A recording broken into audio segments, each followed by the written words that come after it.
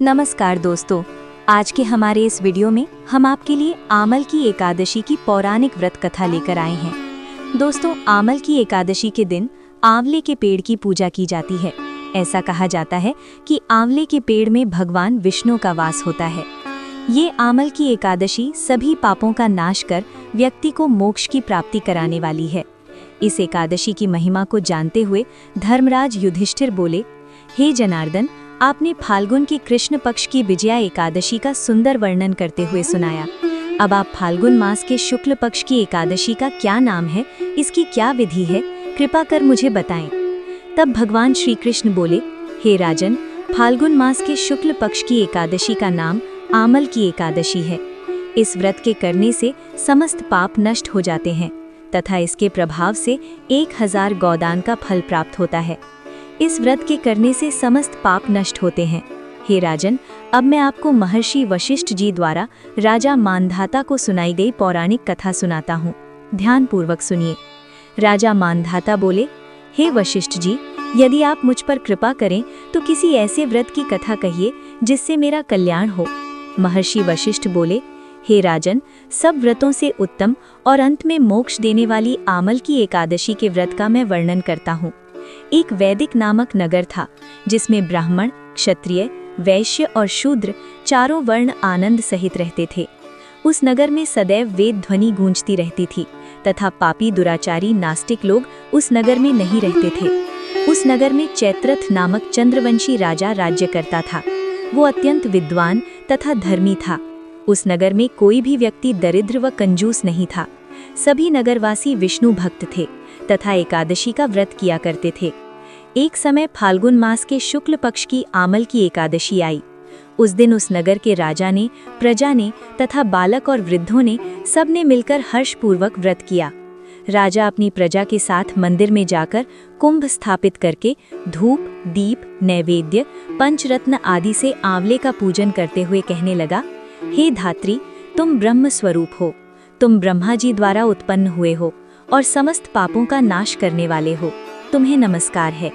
अब तुम मेरा अर्घ स्वीकार करो। तुम श्री रामचंद्र जी द्वारा सम्मानित हो। मैं अपनी प्रार्थना करता हूँ, अतः आप मेरे समस्त पापों का नाश करो। उस मंदिर में सबने रात्रि में जागरण किया। रात के समय वहाँ एक बहेलिया आया जो अत्यंत पापी और दुराचारी था। वो अपने परिवार का पालन जीव हत्या करके किया करता था।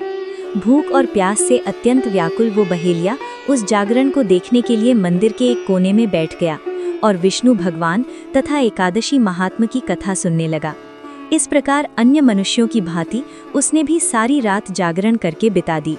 सुबह होते ही सब लोग अपने अपने घर चले गए तो बहेलिया भी अपने घर आ गया। घर आकर उसने भोजन किया। कुछ समय बीतने के पश्चात उस बहेलिये की मृत्यु हो गई। मगर आमल की एकादशी के व्रत तथा जागरण से उसने राजा विदुरथ के घर जन्म लिया और उसका नाम वसूरथ रखा गया। बड़ा होने पर जब वसूरथ राजा बना तो उसकी एक बहुत विशाल सेना थी जो धन धान्य से परिपूर्ण थी। वो 10,000 ग्रामों का पालन करने लगा। उसका तेज सूर्य के समान था। उसमें चंद्रमा के समान कांत थी। भगवान विष्णु के समान उसमें वीरता थी और पृथ्वी के समान वो क्षमा करने वाला था। वो अत्यंत धार्मिक, सात्विक, कर्मवीर और विष्णु भक्त था।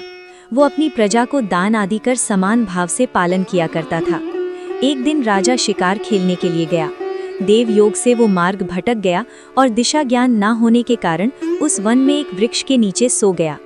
थोड़ी देर बाद पहाड़ी से वहां कुछ डाकू आए और राजा को अकेला देखकर मारो मारो कहते हुए उसकी ओर दौड़ पड़े।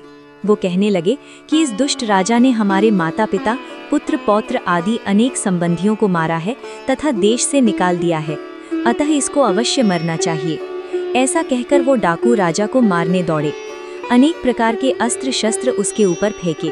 यह सब अस्त्र शस्त्र राजा के शरीर पर गिरते ही नष्ट हो जाते और उनका वार पुष्प के समान प्रतीत होता। अब उन डाकुओं के अस्त्र शस्त्र उल्टा उन्हीं पर प्रहार करने लगे, जिससे वो डाकू मूर्छित होकर गिरने लगे। उसी समय राजा के शरीर से एक दिव्य स्त्री उत्पन्न हुई। वो स्त्री अत्यंत सुंदर होते हुए भी उसकी भ्रिकुटी टेढ़ी थी। उसकी आंखों से लाल लाल अग्नि निकल रही थी, जिससे वो दूसरे काल के समान प्रतीत होती थी। वो स्त्री डाकुओं को मारने दौड़ी और थोड़ी ही देर में सभी डाकुओं को मार दिया। जब राजा की नींद खुली तो डाकुओं को मरा देखकर वो सोचने लगा कि इन्हें किसने मारा, इस वन में मेरा हितैषी कौन है। वो ऐसा विचार कर ही रहा था कि तभी एक आकाशवाणी हुई, हे राजन, इस संसार में विष्णु भगवान के अतिरिक्त कौन तेरी सहायता कर सकता है। इस आकाशवाणी को सुनकर राजा अपने राज्य में आ गया और सुखपूर्वक राज्य करने लगा। महर्षि वशिष्ठ आगे कहते हैं, हे राजन, ये आमल की एकादशी के व्रत का प्रभाव था।